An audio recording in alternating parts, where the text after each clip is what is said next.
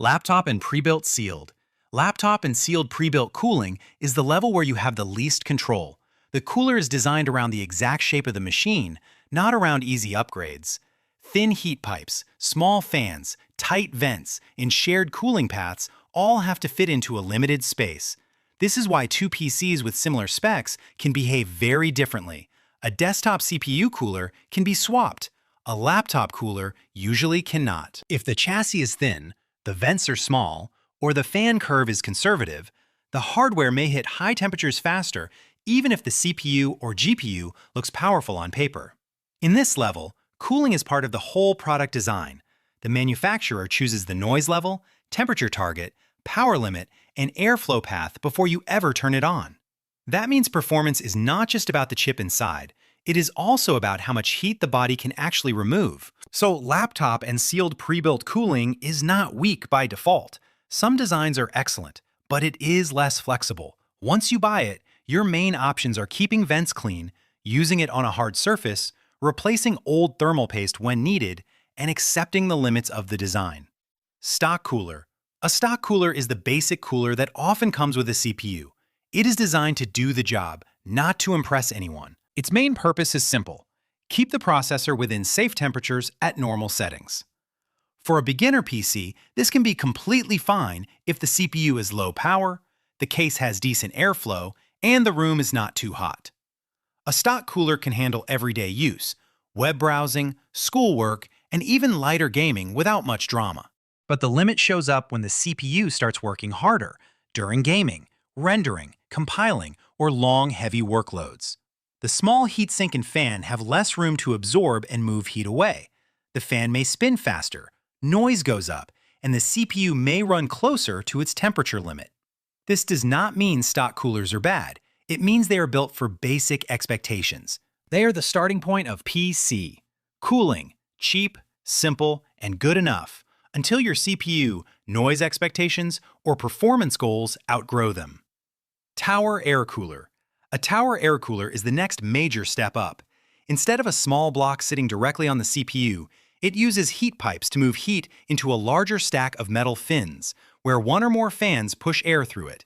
The advantage is surface area. More metal gives the heat more space to spread out, and a larger fan can move air without spinning as aggressively. That usually means lower temperatures and less noise compared to a small stock cooler. This is where many gaming PCs make the most sense. A good tower air cooler can handle mid-range and even many high-end CPUs, especially when the case airflow is solid. It is also simple. No pump, no liquid, fewer things to fail. The trade-off is size. Big air coolers can block RAM slots, crowd the inside of the case, or simply not fit in smaller builds. But for most people, this level is the practical sweet spot. Strong cooling, reasonable price, and very little maintenance. AIO 240 and 360. An AIO, or all-in-one liquid cooler, moves heat away from the CPU using a pump, liquid, tubes, and a radiator. The CPU transfers heat into the cooler block, the liquid carries that heat to the radiator, and fans push the heat out into the air. A 240mm AIO usually has two 120mm fans. A 360mm AIO usually has three. The bigger radiator gives the cooler more surface area so it can spread heat across a larger space before the fans have to deal with it. This can help a lot with hotter CPUs, especially during long workloads where heat keeps building. Instead of all the cooling happening in one tower near the CPU socket, the heat is moved to the edge of the case, where the radiator can exhaust it more directly. But liquid cooling is not automatically better.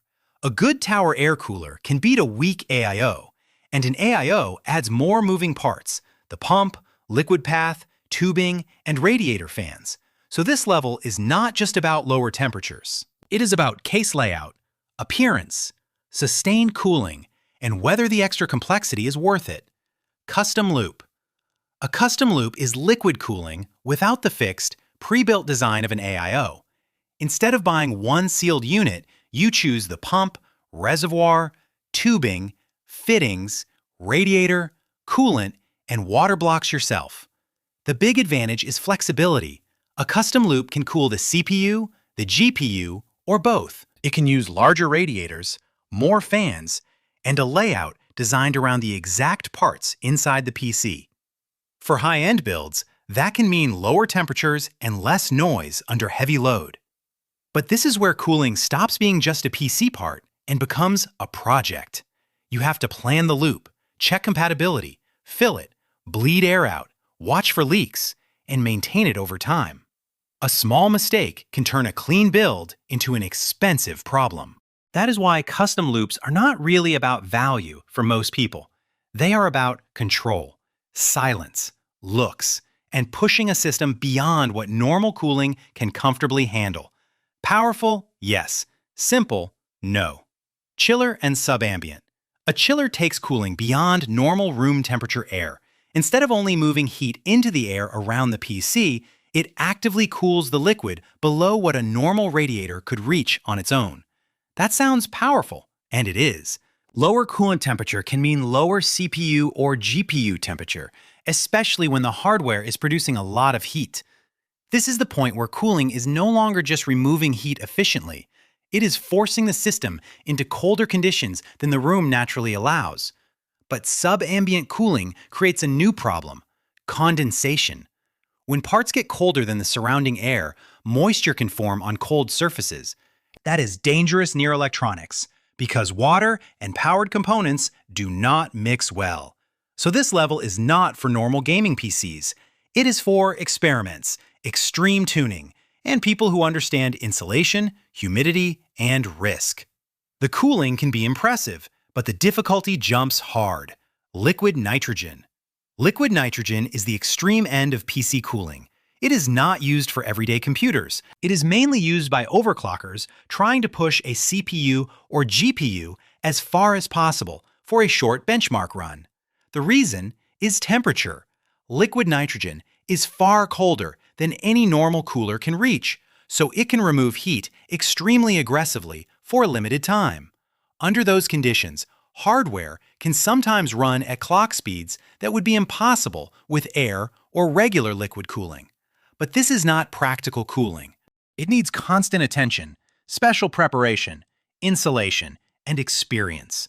The system is not something you close up in a case and use for homework, gaming, or editing. It is a controlled test setup.